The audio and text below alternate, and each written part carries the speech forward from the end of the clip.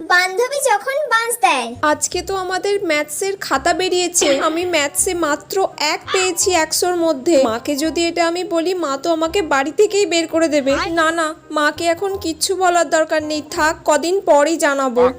A few moments later. কিরে সুপর্ণা, কি করছিস? আবার এখন কেন এসেছে? আরে রিমা যে। কাকিমা ভালো আছেন তো? এসো রিমা, বসো বসো বসো। তুই বস না, বস, তোর সাথে আমার কথা আছে। হ্যাঁ বসছি। আসলে আজকে তো ম্যাথসের খাতা বেরিয়েছে। যেটার ভয় পাচ্ছিলাম ঠিক সেটাই হলো।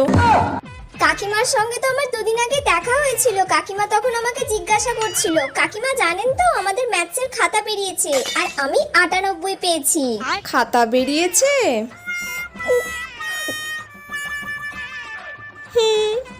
কত মার্কস পেয়েছিস?